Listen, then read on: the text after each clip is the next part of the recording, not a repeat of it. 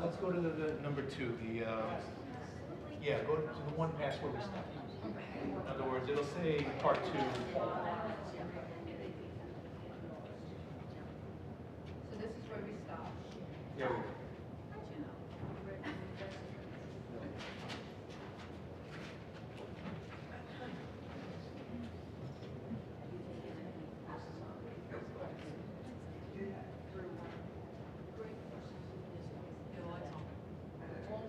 Okay. Hi, everyone. Welcome back. I hope everyone had a nice break. So now we need to buckle down and get back to the New Testament. So,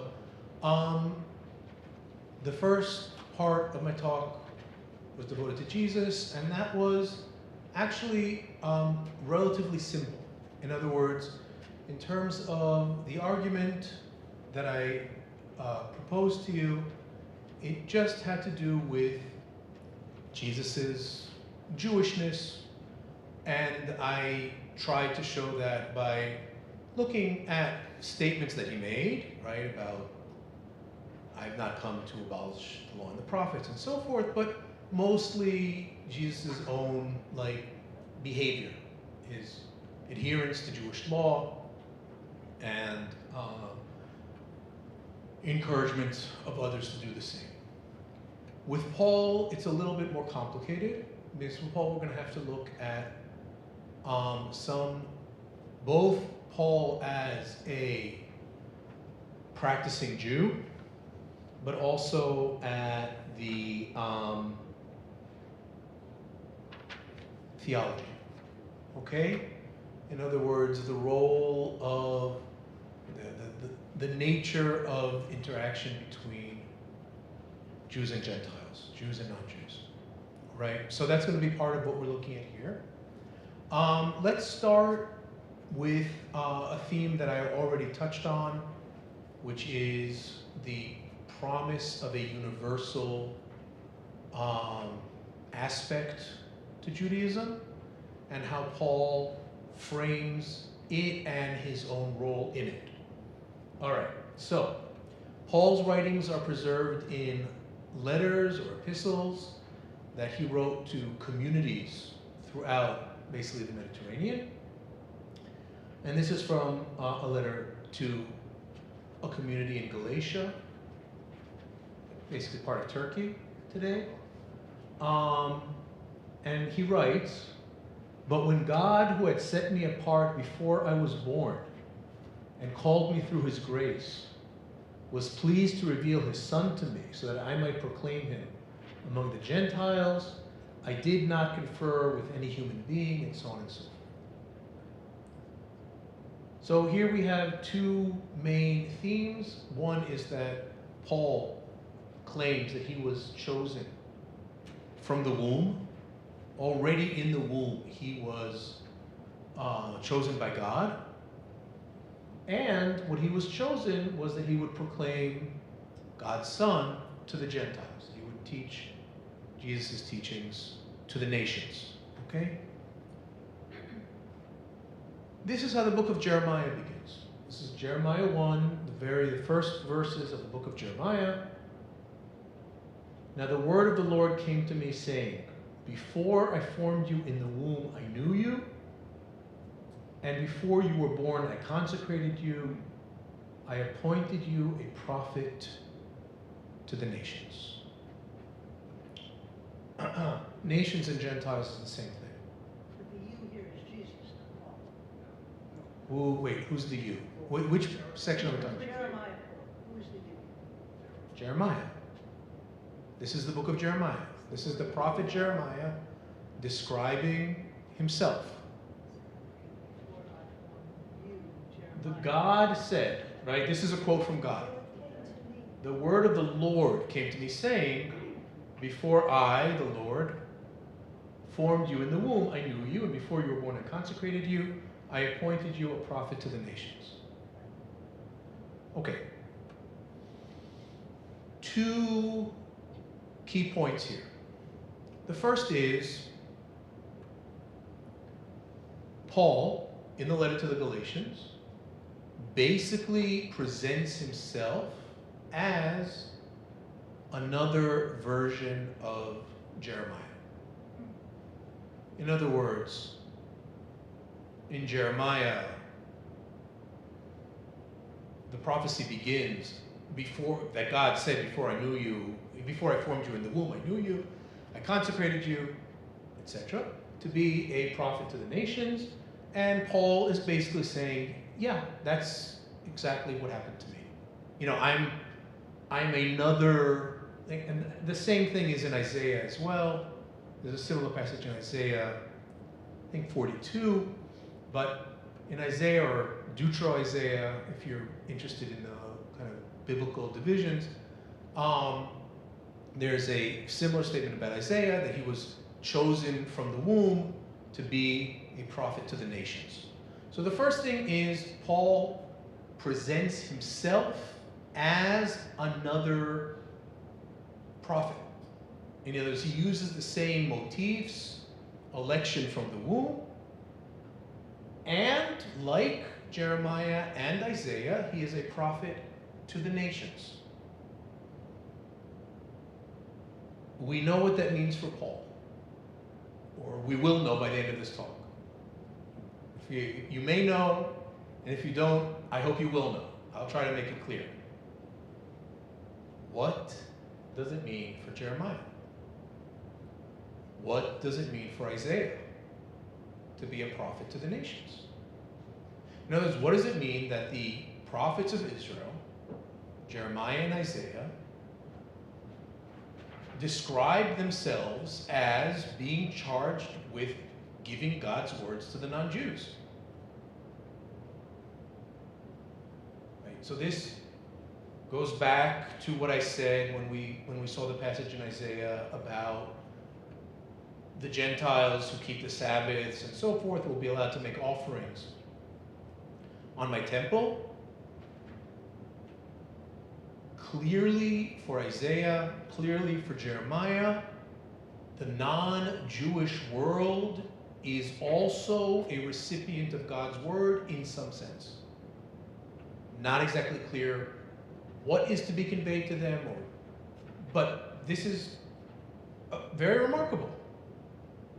And Paul picks up on this and uses it in his letters.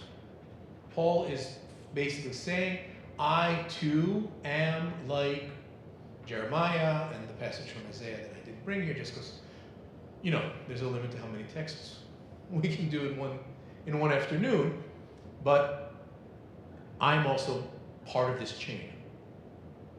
Isaiah, Jeremiah, and now I myself am also chosen from the womb and a prophet to the nations. All right. How are we doing so far? Yeah. I'm just trying to figure out who the non-Jews were at that time. So they were pagans, right? The Romans? It depends what you mean by that. If you're talking about Paul, then you basically what we would call pagans, yes. Right, but when Jeremiah wrote that, there weren't any Christians yet, right? So we're talking about Basically everybody else. everybody else. Yeah, Who basically wasn't Jewish, who- everybody else. I mean, you know, the Assyrian Empire, the Canaanites, the Edomites, you know, whatever. Take your pick. All those tribes, It's what? all those different tribes. Oh, there are nations with temples. There are, look, you can, you know, I mean, I can't go to, I don't recommend anyone go to Iraq, but you can go to the British Museum and see, you know, the plundered riches, whatever, but, you know, huge temples to the deities of the gods of Sumer or of Assyria, or, you know, all these other gods that are not the God of Israel, that are not the Lord. So those are the Gentiles. Now, somehow, in the first verses, in the opening of his prophecy, Jeremiah identifies himself immediately as a prophet to these non-Jews, a prophet to the nations. Yeah. That's the one catch in my mind is how does the phrase prophet to the nations automatically mean prophet to the Gentiles? I mean, it's because the Hebrew word for nations for nation here is goy. That's the Hebrew, that's what goy means. It means nation. Goy gadol. We'll have Pesach coming up, and you'll see in the Haggadah, it says that they emerged from Egypt, goy gadol. They emerged from Egypt, a great nation. So it's a generic term for nation, but when you say Israel versus the goyim, it means the nations who are not Israel. I'm just thinking of tribes and all that. Yeah, no, that's just a standard. That's the standard, like, designation. Some people, they translated Gentiles in this New Testament translation. Jeremiah, they translated nations, but it's the non-Jews. All right? Okay, so that's our first note. So now, what does it mean to say for Paul? I don't know what it means for Jeremiah, but I do know that some of these prophecies about the end of days do include all the nations coming to Jerusalem. There's clearly a universal aspect to Jeremiah and to Isaiah that is pretty much largely non-existent today. There's very, very little talk about, the universal message or teachings of Judaism. There was for Jeremiah and for Isaiah. What does it mean for Paul? Let's go to the next slide and we'll see a very interesting, and here's where things get a little bit tricky, okay? We're going to have to look at this a little bit more closely and a little bit more conceptually. The book of Acts comes immediately after it comes after one of the Gospels, basically. It's a continuation of one of the Gospels, the Gospel of Luke, and it tells about the apostles after Jesus' death. These are things that happen, including Paul,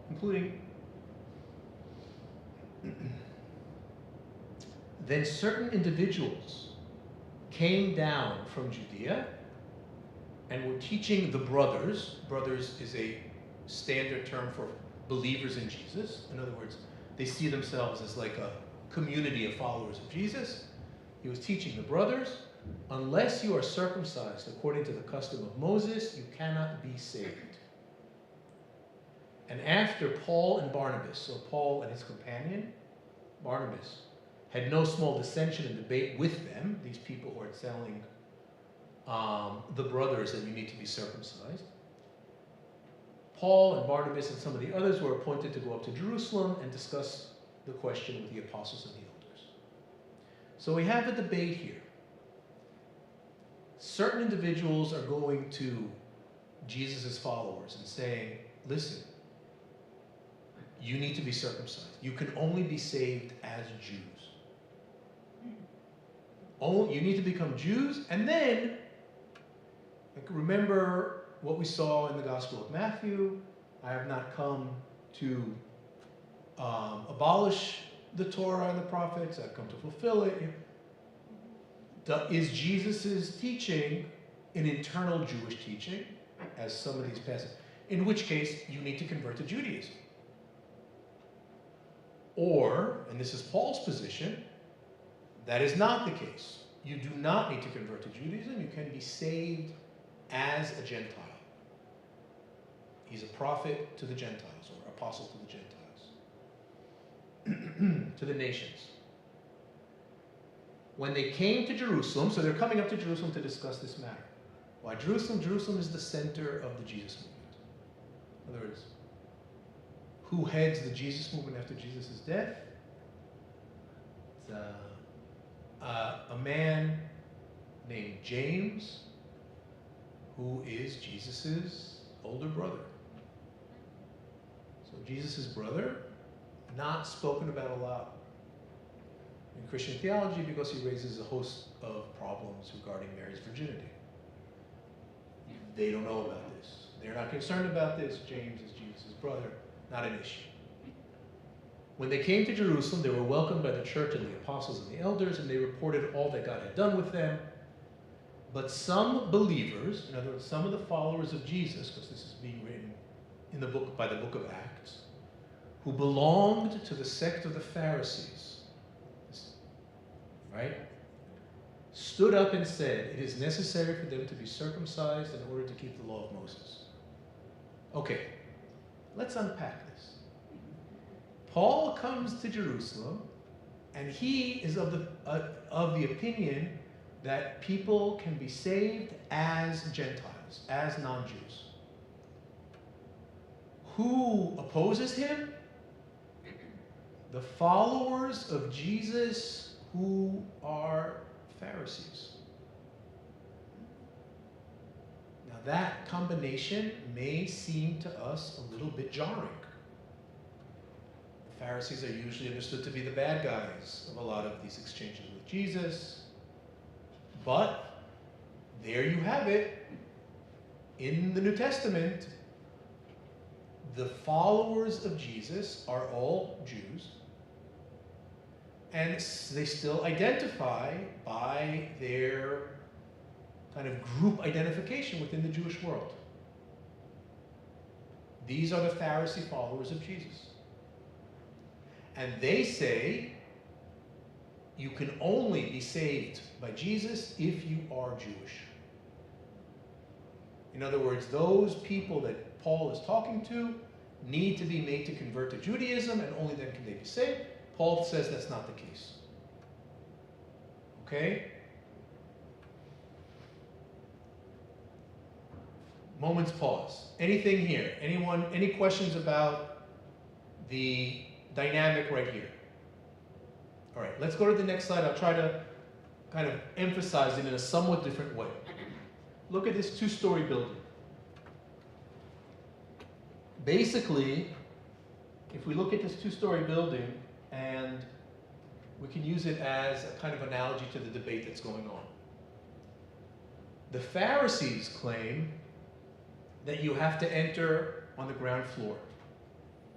You have to convert to Judaism. And then you go up to the second floor and be saved by Jesus as a Jew. Paul says, no, the Gentiles don't have to become Jews. They can just enter on the second floor and be saved. Okay, can we go back one now? Back to, is everyone okay with this so far? All right. Now I'm going to ask you a very difficult question that will hopefully shed a little bit of light on Paul's teachings. And this very difficult question is, what did the Pharisees not say? Now let me just state at the outset that there is an infinite number of answers to that question. So yes, it's very open. What are they criticizing Paul for? They're criticizing Paul for teaching the Gentiles that they don't have to keep the laws of the Torah. What are they not saying that Paul does? They're not saying that Paul teaches that Jews shouldn't keep the law. They are not saying that according to Paul, Jews don't have to keep the Torah anymore. Now look at the dynamic here. Paul is going around and telling the Gentiles, you don't need to convert to Judaism, you don't need to keep the commandments, you don't need to be circumcised, you can be saved through faith in Jesus. That's enough. And the Pharisees go nuts about that. He comes to Jerusalem, people are in awe of his accomplishments, but some believers who belong to the sect of the Pharisees stood up and said, it is necessary for them to be circumcised in order to keep the law of Moses. If they are saying that about the non-Jews, what would they say if Paul was teaching that Jews don't have to keep the law? That Jews don't have to keep the Torah? Of course, that would be even worse. But they never say that. They never attack Paul on those grounds. They never claim that Paul thinks Jews don't have to keep the Torah anymore, that Jews don't have to keep the commandments anymore. So this, and I'm saying this right now as a kind of initial suggestion, this suggests that Paul may have maintained the view that Jews are still obligated to keep the Torah. That Jews are still obligated to keep the commandments. Let's comment. Let's go, yeah. You use a term that I have not associated with Judaism before. Yeah. As in saved. And what is the concept of saved in this context? The honest answer is that it's not clear. It's not clear.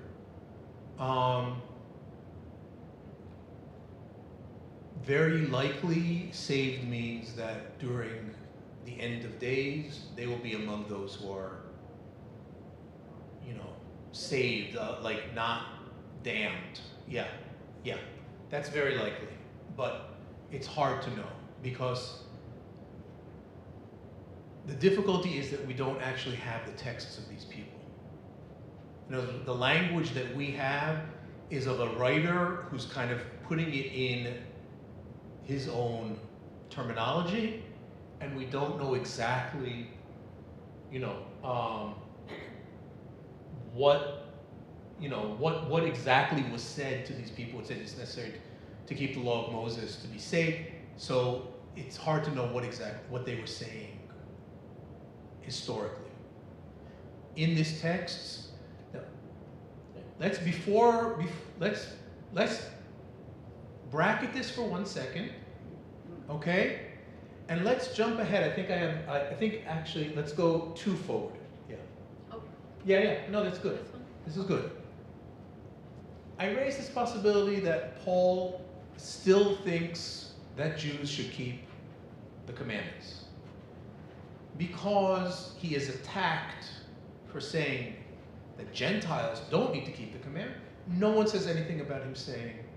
And that's a bit of a roundabout proof, right? It's like based on what they didn't say. But wait, as they say in late night commercials, there's more. Same book of Acts, again describing Paul in Jerusalem. And here it says, when we arrived in Jerusalem, the brothers, again we see this, the brothers, the followers of Jesus, refer to themselves as brothers, welcomed us warmly. The next day, Paul went with us to visit James, right, Jesus' brother, and all the elders were present. Then they said to him, "You see, brother, how many thousands of believers there are among the Jews, and they are all zealous for the law, for the Torah. They have been told about you, that you teach all the Jews living among the Gentiles to forsake Moses, and that you tell them not to circumcise their children or observe the customs. What then is to be done? They will certainly hear that you have come. So do what we tell you. We have 4 men who are under a vow. They've taken a vow, some sort of vow to abstain from something.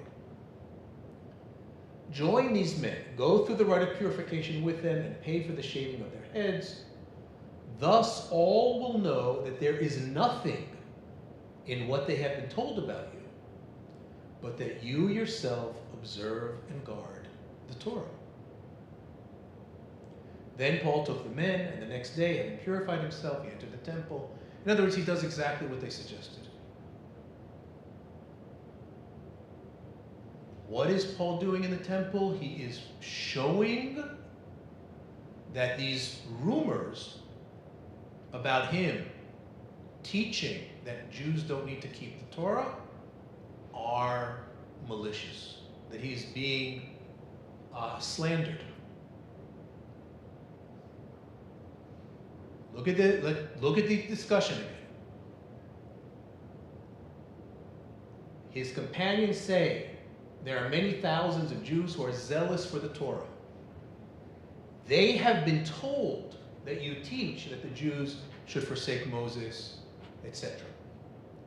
Not circumcise their children. What should be done? Go in, pay for this ritual in the temple, show that you are observant.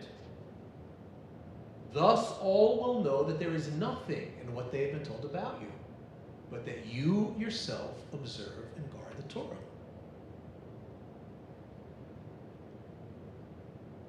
This is a great example of what I said in the beginning of our time together, which is, this is completely straightforward and it is completely baffling.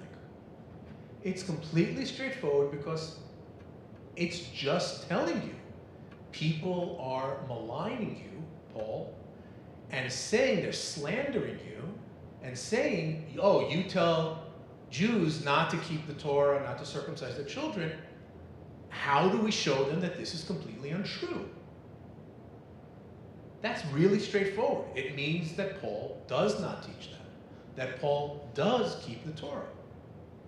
On the other hand, everything that we quote unquote know about Paul, right, culturally, or through whatever, however we learn these things, is that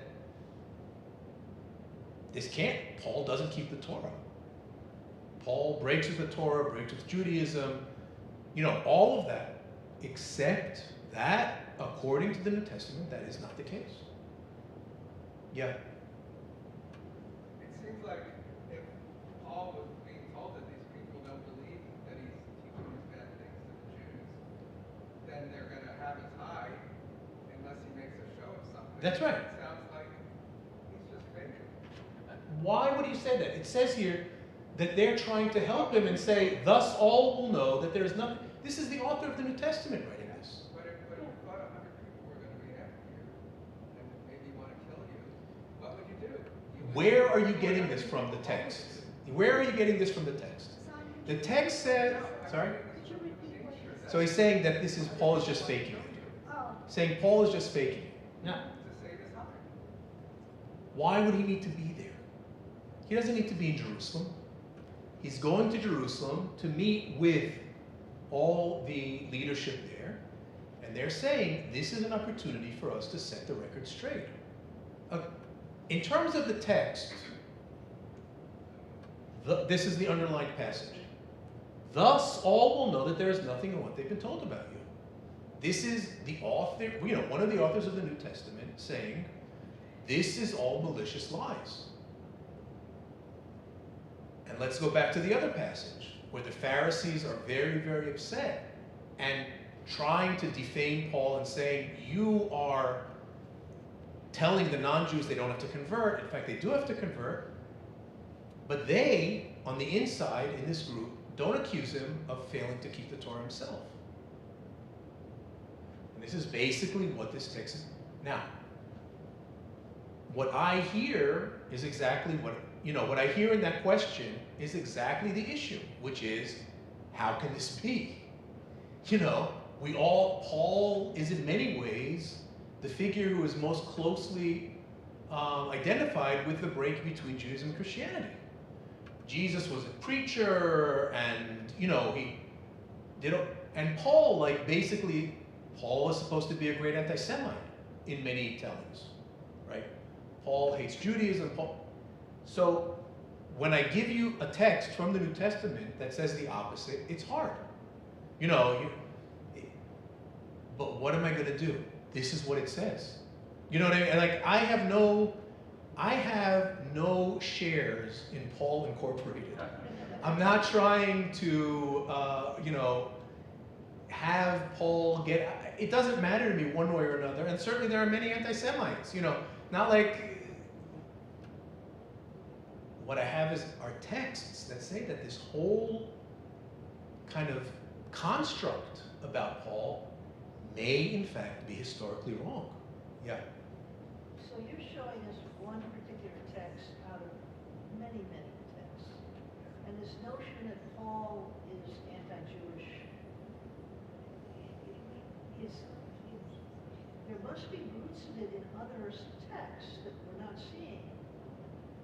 But you're saying none of them are specifically saying that Paul breaks the Torah? There are certainly no texts that say that he breaks the Torah, yes. I think Are now, there texts that say that he is an observant Jew other than this? no, because he is writing to Gentiles. His letters are directed to Gentiles. In other words, his letters are written to communities that are themselves not Jewish. He identifies himself as the apostle to the Gentiles. So his own observance doesn't really play an important role in that. There are ways to read Paul's letters that frame it as anti-Jewish. Why that's possible is a complicated question. I will just give you one quick example. It's a little bit complicated. It's a little bit technical, okay? So I'm going to throw it out there, and if it works, it works. Everyone will do with it what they will.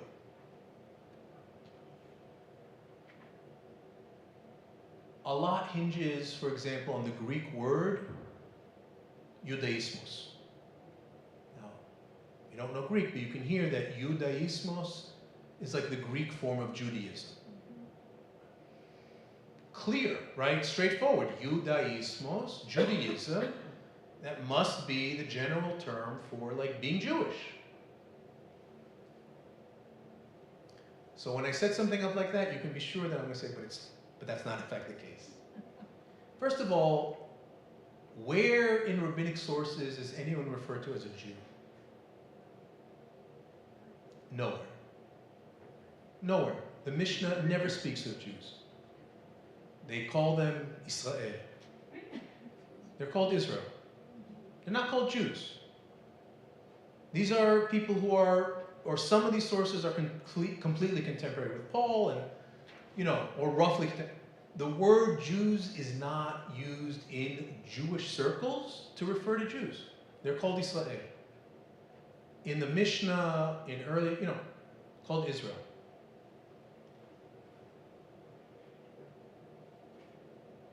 Judaismos is, in fact, or I shouldn't say in fact, but on the most kind of solid historical interpretation, Judaismos refers to a kind of Jewish chauvinism,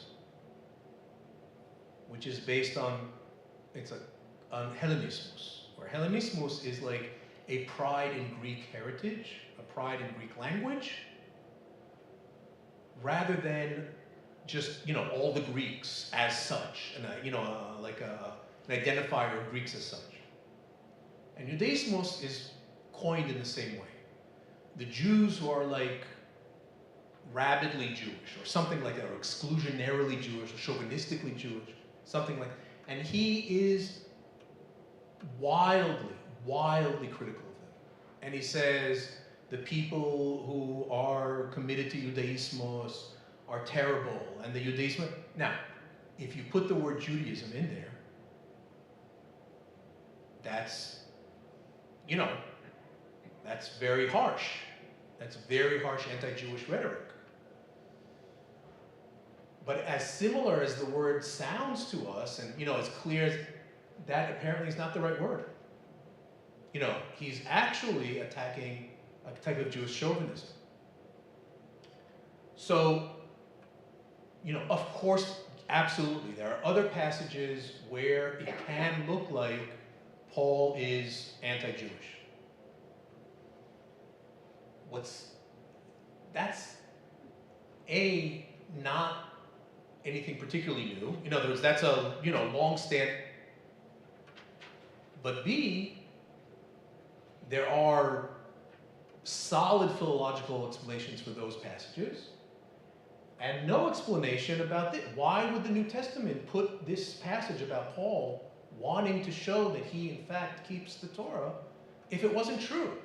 In other words, if the New Testament's really trying to break with Judaism, and Paul is trying to start a new religion and no longer keep any contact with the Jewish world and the Jewish tradition, why would you have a whole passage about this is all slander.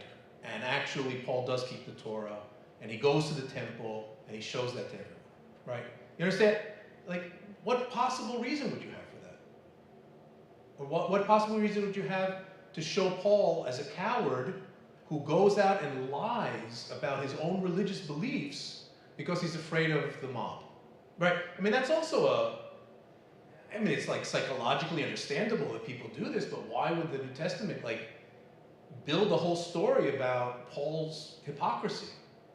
You know, that he was actually very unlikely, you know, very hard to, but rather Paul was perhaps, apparently, based on some of these very straightforward passages, an observant Jew. I told you this was going to be the harder part. No, it is. Struggling the whole way through. Struggling the whole way through. Okay, it's all hard. Okay, it's all difficult. But let me just, in terms of the argument, in terms of the text itself, how are we doing?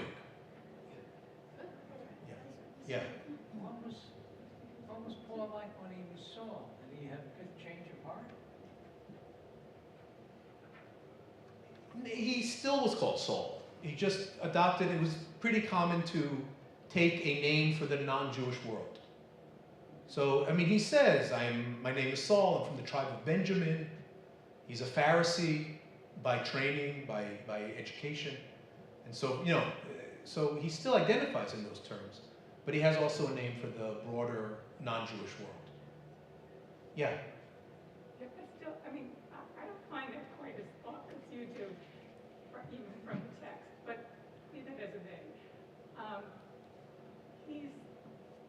He is, if I understand the scenario, he's Jewish, he's going and he's ministering, if you will, Right. to Gentiles, in which he is giving them the message, the Jews are doing their thing, they need to follow everything, but you don't have to, you can Right. reach salvation in a different group. That's right. Okay, but is that not something? Let's go to the previous, let's go to one back. The Jewish roots to say that? Let's look at the beginning of the covenant. This is a text, probably many of you have seen this many times, right? This is God's first address to Abraham. Mm-hmm. The Lord said to at this point it's called Abram, but I'll just say Abraham for simplicity's sake. Go from your country and your kindred and your father's house to the land that I will show you. I will make of you a great nation, and I will bless you, and make your name great so that you will be a blessing. I will bless those who bless you, and those who curse you I will curse, and in you all the families of the earth shall be blessed. All right, this is a very familiar passage. Lech lecha, go from your land to the land that I will show you. Let's look at what makes up the components of this covenant. Go from your country and kindred to the land that I will show you. There's a geographic component. Leave your home, go to the land that I will show you, to Canaan. Turns out it's Canaan. Okay, spoiler alert. If you only got up to Genesis 12, and let me tell you, it's Canaan. I will make of you a great nation. Right? So there's a national aspect to it. Go to this land. This will become your land, and you will become the father of a great nation. I will bless you, make your name great, you shall be a blessing, etc. And look at the end. And in you all the families of the earth shall be blessed.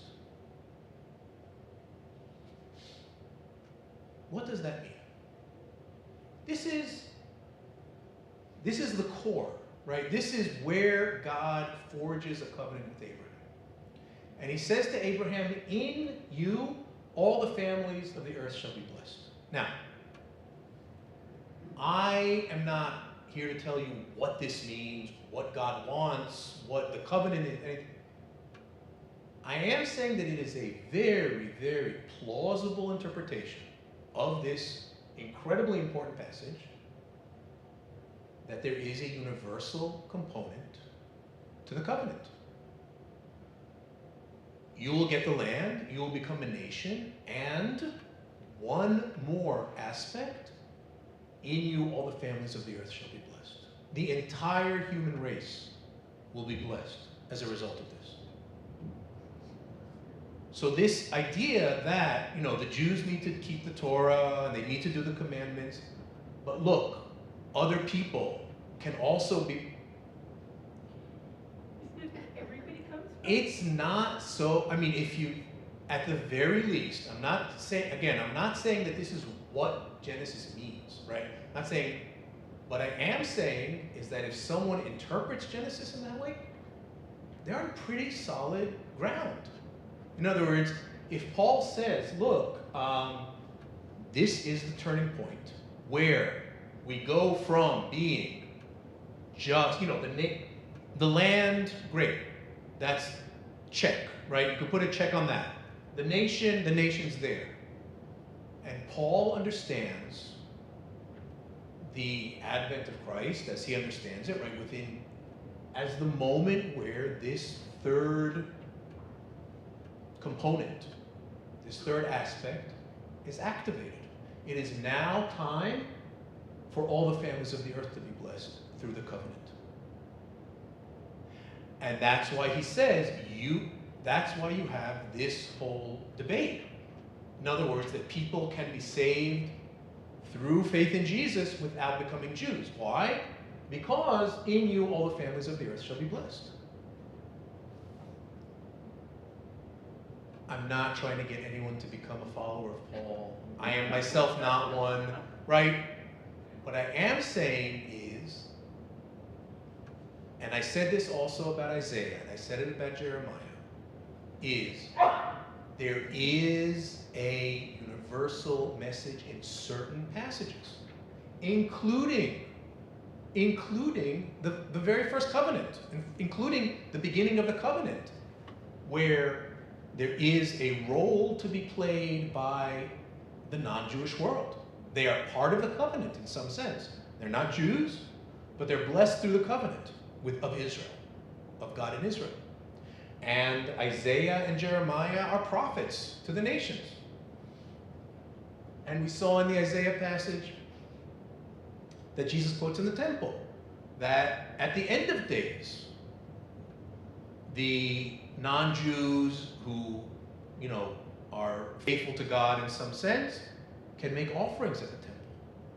So you have again and again this and Paul picks up on all this. And he says, this is now the moment. So it is not a contradiction for him to be observant, because he's still part of this covenant with the nation of Israel, which he's part of, and to tell the non-Jews, you can be saved without becoming without converting to Judaism. Now that is debated, it's contested. Yes, other people in the Jesus community reject that. The Pharisees say no, they have to be made to convert and be circumcised and so on and so forth. So, there are different views out there. But this is not inherently anti-Semitic. This is not inherently anti-Jewish. Right? It's an understanding that could be, and I think historically was, that of an observant Jew who understood himself to be living at a kind of turning point in the covenant with God, when it became kind of the time to manifest the universal part of the covenant. And that's Paul. And that would be Paul's teachings. You might say those are kooky, we don't have to accept those views. You could say, no, I'm going to side with the Pharisees. You can say, look, I don't care about any of this, in terms of the debate, because we don't really live in that time. Paul thought that, the end of days was right upon him. It was going to happen in his lifetime. Jesus was about to come back. The kingdom of God was going to be established. He thought all these things were imminent. Turns out they weren't. So, as theological claims, we don't have to accept any of this. But it is extremely, extremely significant in terms of how we understand the New Testament. And also how we understand Jesus and Paul. You know, do we understand them as either one or both of them as anti-Jewish and establishing an anti-Jewish religion? Or do we understand them as Jewish authors of their day, both of whom apparently remain observant, and both of whom develop,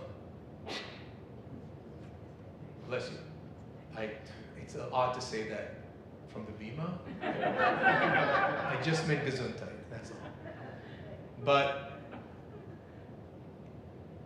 both of them observant Jews who are developing theological ideas, you know, that like a lot of first century Jews involve the end of time, and there, I have no stake in it. You know, but understanding them as Jewish thinkers of the time, actually observant Jewish thinkers, is in and of itself a very, very interesting and significant shift relative to how we usually think of them. Which is to say, the New Testament is a Jewish text. So I'm gonna, why is that important? Why is that important? At least for two reasons. The first is because there's been a huge misunderstanding. You know, there's been a huge misunderstanding, and it's one that almost is intractable because there are, you know, a couple of billion people who are committed to the idea that Christianity was founded by Jesus and by Paul as something at best separate from Judaism, and for many people antithetical to Judaism. Judaism is legalistic, and Jesus was like a new inspiration, and Judaism was kind of like atrophied, and Jesus came and like brought the spirit back in.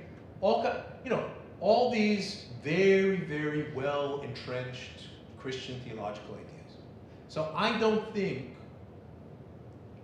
that, you know, you can read these passages and then like the Pope is going to be like, oh man, I can't believe, you know, gotta rethink all of this. You know, that's not going to happen. But it is, at least for the people who are not like entrenched in those views, it is significant. You know, it is a significant shift relative to how we generally think of, how Jews generally think of Paul and Jesus, and how Christians generally think of Paul and Jesus. So that's one. The second thing, from a specifically Jewish perspective, the New Testament becomes a fascinating Jewish text from the late Second Temple period, right? In other words, look, I teach the New Testament in my history of ancient, can't remember the name of my own course, Jewish History 1. So I teach the New Testament as a Jewish text. A couple of students dropped the class because of that.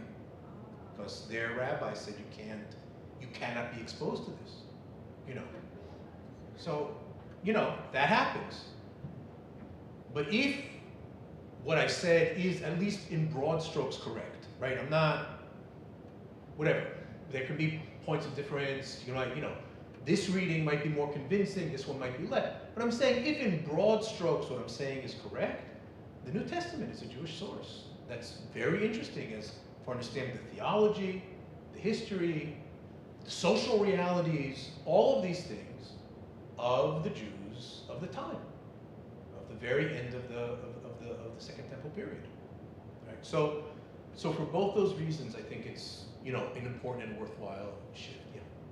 I don't know if this is the same thing as what you're saying, but I always looked at the Hebrew Bible as just a precursor to the New Testament, because this sentence, which I never knew about before, but also about the Messiah. Right.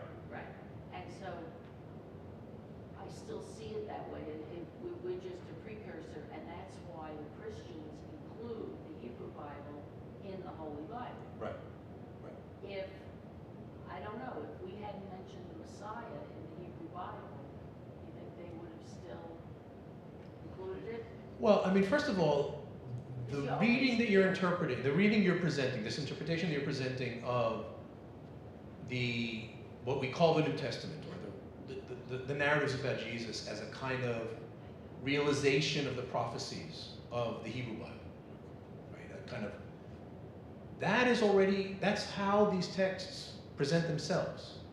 In other words, that's very explicit. Jesus, in his own teachings, sees himself as like the new Elijah. Or, there'll be, in the Gospel of Matthew, there'll be all these passages where it says, this was done in order to, fulfill the verse, and there's something from one of the prophets from the Hebrew Bible. I mean, why are there 12 apostles? Because it's the new Israel. There are 12 tribes. Oh. All right, that was good. That's a good response. Because there are 12 tribes. Why is Jesus in some of the gospel that says that he's being persecuted by Herod and he had to flee to Egypt. And then he comes out of Egypt. Right? He is Israel in a sense. Like he's understood as like the new Israel. And in that case, you have to have an exodus. So Jesus comes out of Egypt. He's persecuted. It's like the death of the firstborn. The similarities are very, very similar. So that interpretation is embedded in the New Testament itself. It's not a later, theological layer that's been added to it.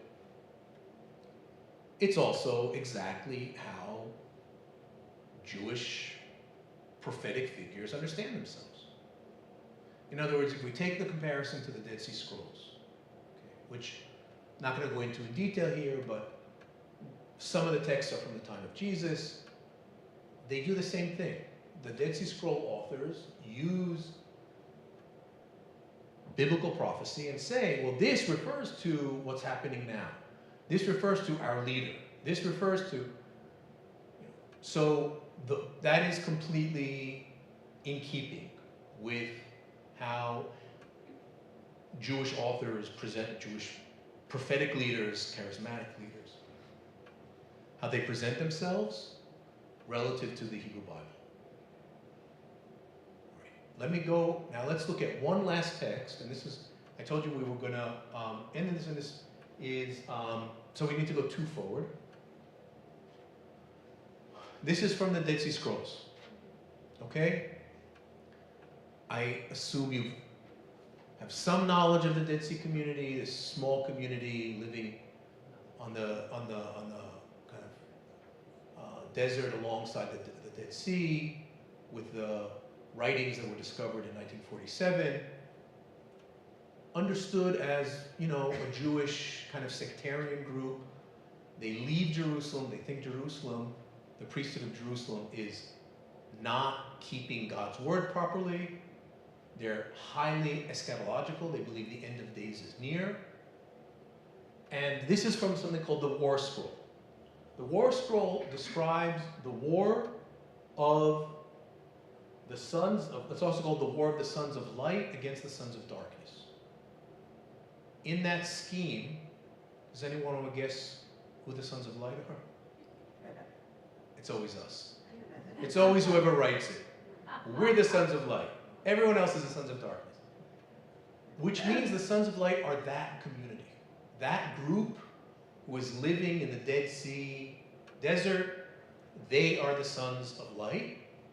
And the priesthood in Jerusalem is the Sons of Darkness. And in this scroll, they describe the war that's going to take place between the Sons of Light and the Sons of Darkness. Now, it's a very long scroll. It's like, relative to the Dead Sea Scrolls, it's like, 30 pages long if you, the translation.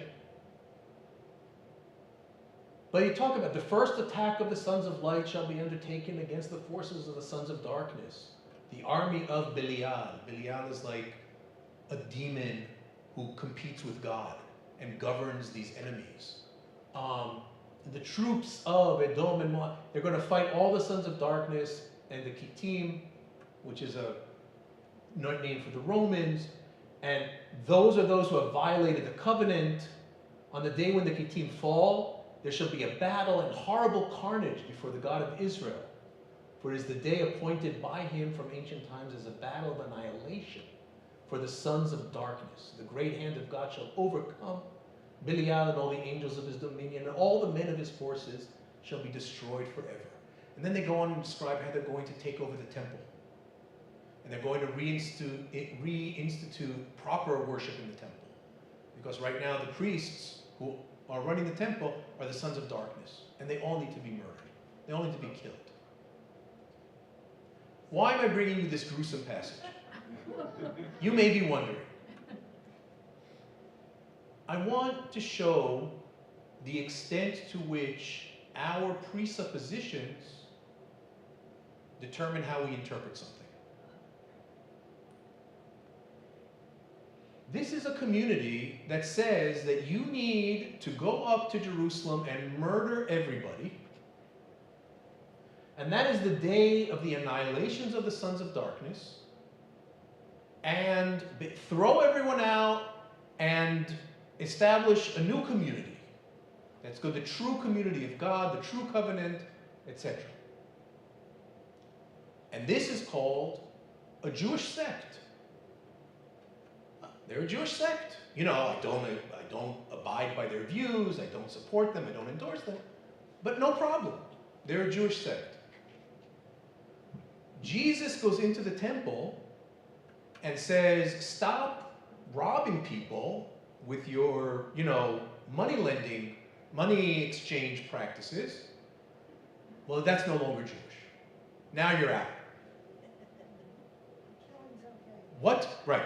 So if we didn't know the history of the New Testament and Jesus and Christianity being set, how in the world would we think that this group is legitimately Jewish and Jesus is no longer Jewish, right? The texts, this is way, way worse, right? I mean, way worse to say you have to kill everyone in Jerusalem. That's way worse than saying, let's get this back to what Isaiah said, a house of prayer for all people. But in our understanding, because of Christianity is separate from Judaism, Jesus founds Christianity, etc., etc., we come to a passage about Jesus critiquing the temple. Wow, there you go, the break with Judaism. We come to a passage about slaughtering all the Jews except those who belong to this sect, and people are like, yeah, that's a Jewish community that had its own views, and, not all right, but certainly a Jewish group. So I'm trying to highlight how kind of preset our views are. How we can take texts that on any objective level, you would have to say this is way worse and a much stronger and more like vicious break with the Jewish world of the day than anything you find in the New Testament. But because of our presuppositions, this is Jewish and Jesus isn't. Yeah? Because I'm thinking that somewhere it went from, from Paul's preaching to the Gentiles about how they could be saved without the Jews, to Jews not being saved without believing in. So let me add one historical element here that helps maybe explain what happened, what took place here. The entire community, the main community of the followers of Jesus was headquartered in Jerusalem. We see this again and again. Paul goes to Jerusalem to speak with the elders and the apostles. Paul goes there and he speaks with James. They tell him, look at how many thousands of Jewish believers there are, and they're all committed to the Torah. and so forth. That is taking place in the 60s. The wild 60s.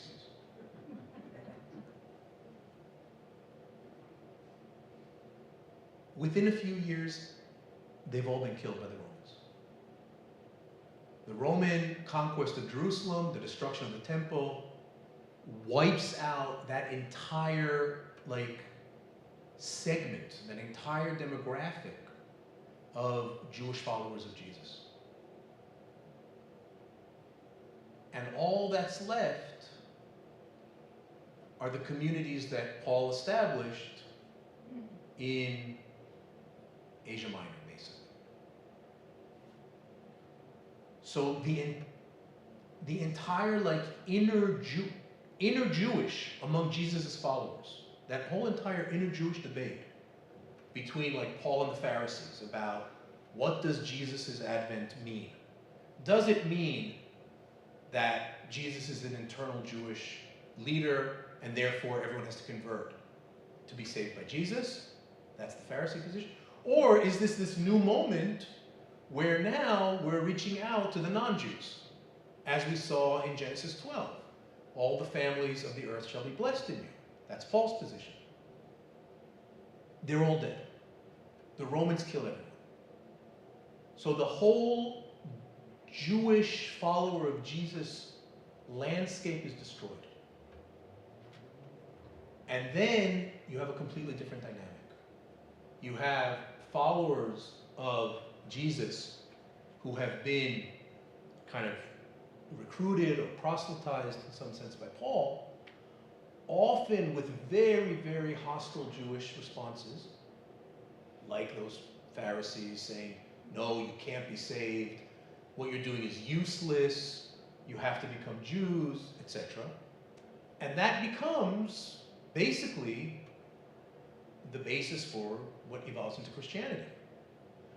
Everything that I've showed you is fascinating historically, or I think it's fascinating historically. It's a different way of understanding Jesus, a different way of understanding Paul, a different way of understanding the New Testament. But everything, all the people, and all the opinions, and they are gone historically after the Romans destroyed Jerusalem.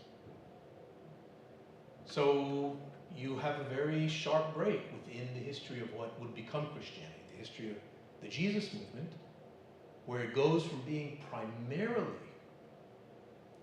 an internal Jewish debate, and by Jewish I mean Jewish followers of Jesus, to that all disappears, and the followers of Jesus are all former pagans, or who accept Jesus, often within very rough polemics, violent polemics against the Pharisee Jews or the Jerusalem community, and that's how it emerges. Yeah. Two questions. So around when did this occur? The destruction of Jerusalem in 70 CE. Okay. And then how did what do you call the leadership of Christianity form, the Catholicism and priesthood and the structure of Right. Christianity? So the first question was much, much easier. The temple is destroyed in 70. These texts about Paul are from the 60s. So it's like we're talking about within 5 years, all that's gone. Right. So Has Paul survived? no, Paul did not. Paul was actually martyred, which is another reason he didn't fake it. In other words, because he was happy to martyr himself when the time came. But that's just look. Maybe he had a change of heart. You know what I mean? We could still say that there's a lack of genuineness, but ultimately he did martyr himself, as was de rigueur in certain circles. But look, Christianity, it's complicated. Basically, I'll give you an analogy of what happens here. So as I'm sure many of you know, the Romance languages grow out of Latin. So Latin, the language of the empire, you have Latin army, Latin speaking government, etc. that spreads out in Italy, obviously, in Rome itself. But then the empire spreads and encompasses what today is Spain and France and so forth. And over time, Latin changes. So spoken Latin changes over time, as all languages do, you know, over the course of their development.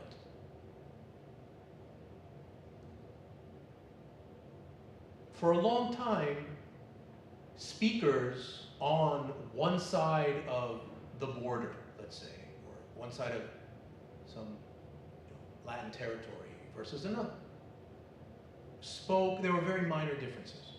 So you would go from one village to the next, and there'd be a very, very small, and from then to the next village, another little difference, and another little difference, and another.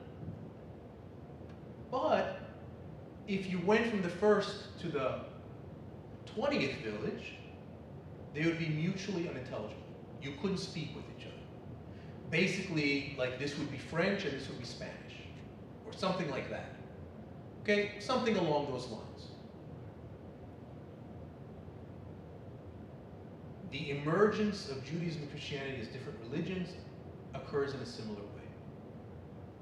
So there's for a very long time, there are groups that understand themselves as Jewish followers of Jesus. And that is not a problem, not an issue. Okay. So, how do you say Easter in Spanish or in French? Okay. Pascua. Pâques in French. Why Pascua? Because it's the word for Pesach. So for a very long time, Easter was celebrated based on Pesach, based on Passover. And why wouldn't it be? Right? We just read the texts of Jesus coming up, Last Supper, Passover, etc., etc. But that became heretical. In other words, that was decreed heretical in the 4th century. If something's decreed heretical in the 4th century, it means it's still happening. You know, someone needs to make it clear that you have to stop doing this. In the 4th century, similarly circumcision. Similarly, when does Sunday become the day of rest instead of Saturday? There is a persistent and methodic separation of what becomes Christianity from its Jewish roots. So that Easter and Passover no longer connected. Circumcision no longer a rite, you know, for R-I-T-E, right. Sunday is now the Lord's Day, not Saturday. Even though Jesus preaches in the synagogues on Saturday. I mean, in the Gospels, Jesus goes to the synagogues and preaches on Saturdays. Or as he would call it, Shabbos.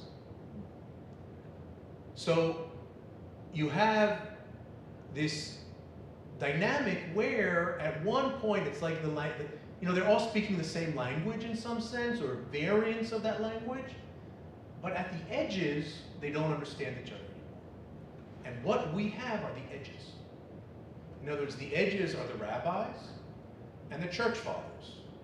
And those are the literate elites whose writings survive and whose texts we use to reconstruct history. But even someone like John Chrysostom, who is the bishop,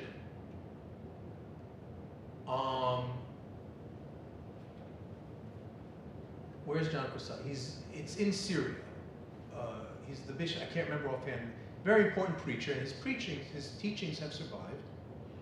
And he's a 4th century preacher, and he's saying to his Christian, or to his congregation, he says, you need to stop this malicious practice, this wretched practice of coming to hear my sermons on Sunday after you went to the synagogue on Saturday. For John Chrysostom, it's either or. You can't be both. You've got to choose.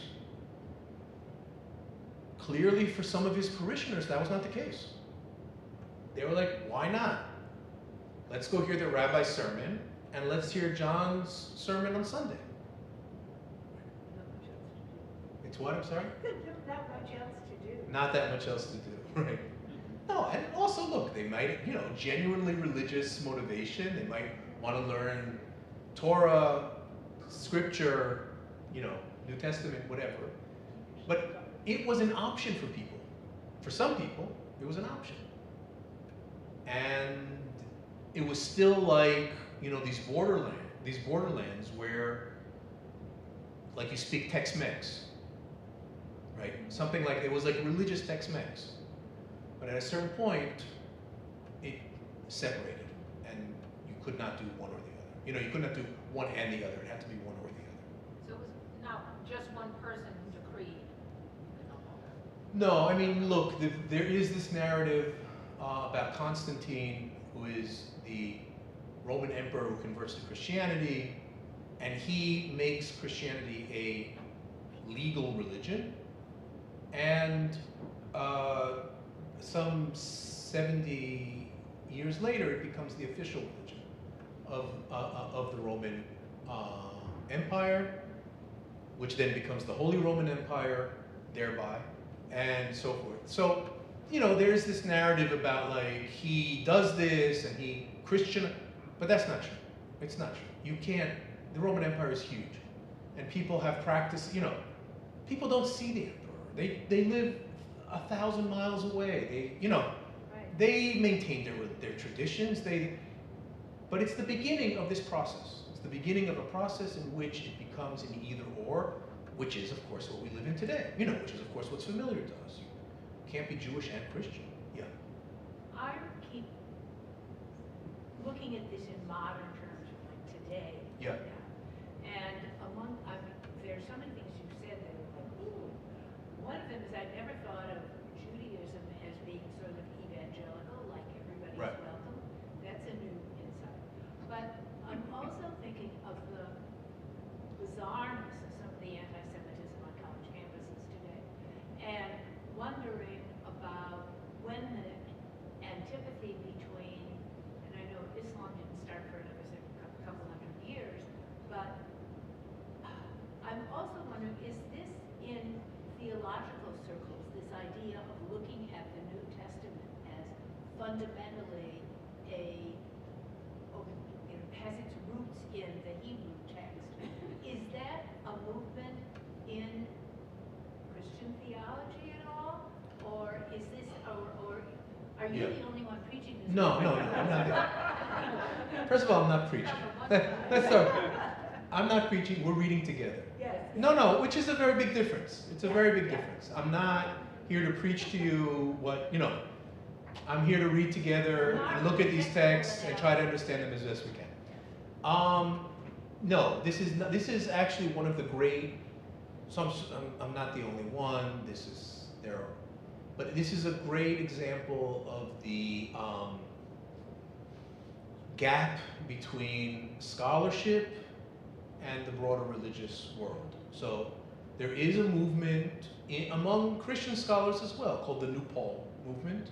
New Paul, not to be confused with New Paltz, completely unrelated. It's the New Paul movement, or it's called Paul within Judaism. Where you look at Paul as a Jewish thinker, that's a minimum. You can't not say that. You know what I mean? That you want to discuss observance, that I think that's pretty straightforward too, but let's just say that could be debated. Clearly, he's a Jew who was, grew up in a Jewish world, followed a Jewish master, Jesus. I mean, to the extent that he followed him, he never knew Jesus in his life, but that's a separate matter. But so there is this well-established scholarly position about the new Paul or Paul within Judaism. And Jesus, for sure, that's a long-standing thing. Basically, none of it makes its way into seminaries. Basically, look, and I want to just say, it's a very, very tough idea if you're Christian.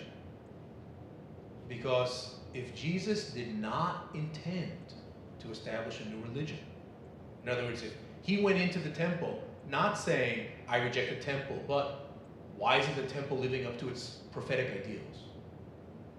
And if Paul didn't mean to establish a new religion, that is to say, Paul actually wanted to show all of these, observant temple-centered Jews that he too was observant, that he too, and all his teaching was about the status of the nations. Who founded Christianity? See, so I'm saying this with a lot of empathy for the Christian, for like believing Christian communities, which is, where does that leave you theologically? So, these approaches are fairly well established in academic circles. It's hard not to. I mean, I showed you, we've seen the texts. Like, I haven't done anything. I've just brought you the text. And it's hard not to see this. But in religious circles, it's very hard to see it. Because what are you going to do now? How are you going to have to reframe your own religious tradition? Yeah. Is this sort of understanding the basis for the Jews for Jesus? So Jews for Jesus are in some sense, yes, they're in some sense heirs to this position. They kind of like say, we're the real, we're like, it's not real because the Gentiles aren't, but we're the more original view of Jesus because we're the non-exclusionary. We don't reject Judaism just as Jesus didn't reject Judaism. So yeah, that's how they understand themselves at least. Yeah. So, the motivation for the Jews wanting to get rid of Jesus, was it because he was an observant Jew, but he was making changes from the traditional path? So the question was the motivation for Jews wanting to get rid of Jesus, was it because he was non-traditional or making changes? So there are two ways to understand your question, and they may be intertwined, but I want to distinguish between them. One is at the time of Jesus. At the time of Jesus, many Jews did not accept his teachings. Listen, that's how it is in the I am a prophet business, or I am,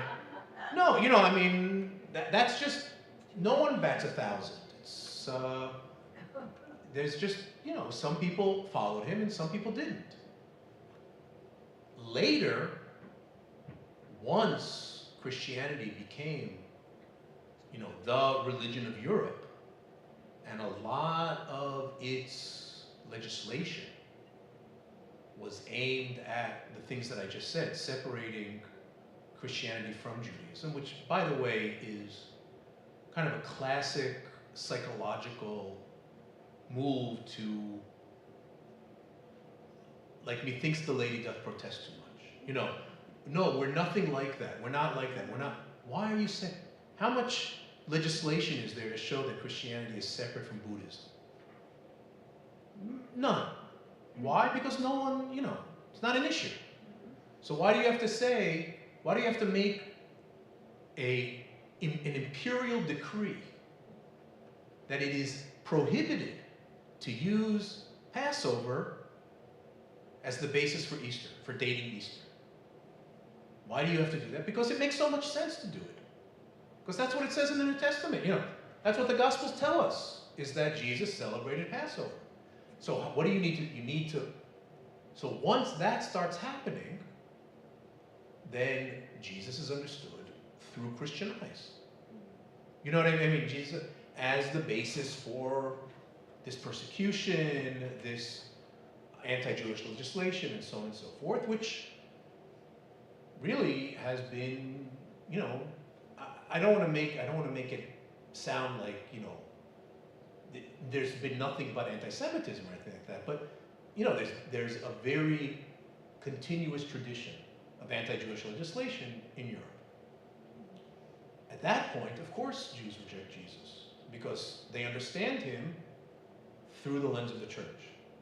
Very few, you know, traditional medieval Jews are reading the New Testament and like saying, no, actually, I mean, it is a nice Talmudic argument. The Pharisees didn't say that Paul didn't, so therefore, right? It could have been a nice, you know. Should have attended your lecture. Yeah, a lot of stuff. History would have looked very different. Yes, please. So if the new Paul group, Yeah. scholars, academics, and so on, Yeah. were to grow, and I'm assuming that it includes Jews and Christians. And whatever else, yes, because it's based on scholarship, not. So what would happen if it really became very prominent, if finding... Well, I think if that view, I don't know about, not to frame it in terms of that group growing, but if this view became more common, you know, I think it would be very, very challenging for traditional Christian community to reassess their own understandings of their history. Like, what does it mean that if both Jesus and Paul remained observant Jews and didn't mean to start a new religion, you know, that's like you're pulling the rug out. And I'm saying this like with empathy, and it's a very hard thing. You know, that would make it very, very hard for a community to accept those views. So, I don't know what that would lead to. I don't, you know. It's still a useful study. Look, I think part of the role of scholarship is to examine these things, irrespective of the consequences. It's also a tricky thing. I mean, how many Orthodox Jews would be like, okay, let's start reading the New Testament? No, right, I'll take your laughter as an answer, right? I mean, there's a huge demonization of Christians in many Orthodox Jewish circles. And then you're gonna be like, no, actually you need to rethink this, Jesus. I mean, again, as I've said, as I've emphasized, I'm not saying we need to accept these views that are being espoused, but let's read them as Jewish positions, as Jewish views. How many people in the Jewish world are going to be open to that? You know what I mean? So these things are very entrenched. I mean, maybe unfortunately, maybe it's unfortunate that they're as entrenched as they are.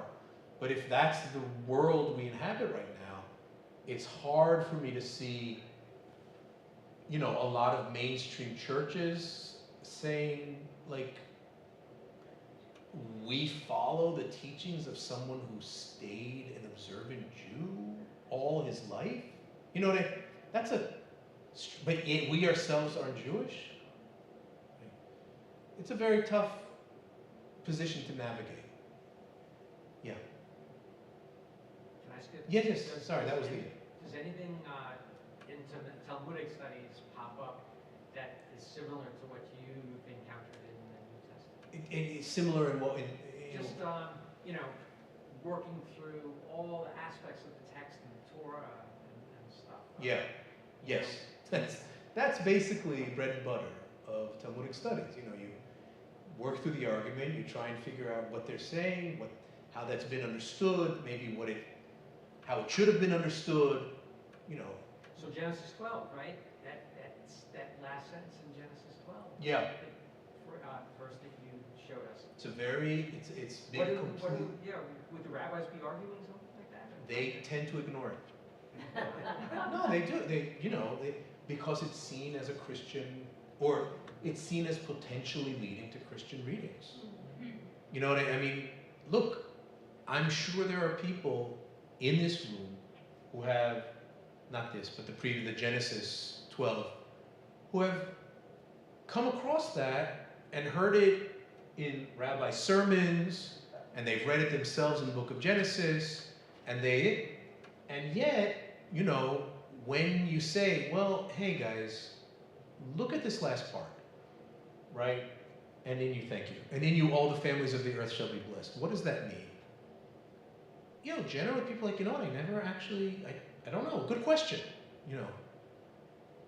It's not, no one's doing this maliciously, right? And no one is like, there's no Pavlovian process where, you know, we got to the very end and then like, you know, you got an electric shock. You're like, oh, I don't want to read that last bit, you know. It's just how the culture filters the text.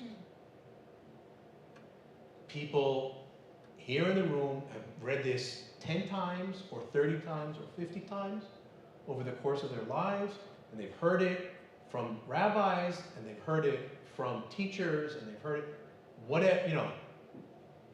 And yet, when I say to you, look at that universal aspect, and I had the same thing.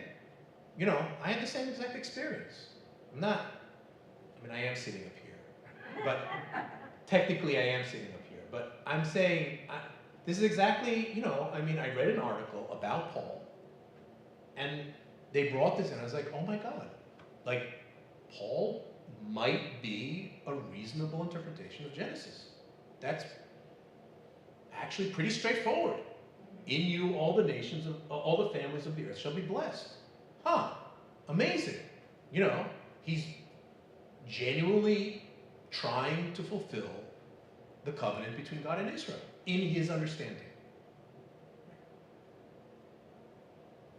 It's a pretty wild shift to think of Paul as a straightforward, legitimate Jewish reader of Genesis. At least it was for me when I came across this. All right, guys, I think we are at 4:30. So I am going to thank you all for your attention and questions. And we will conclude.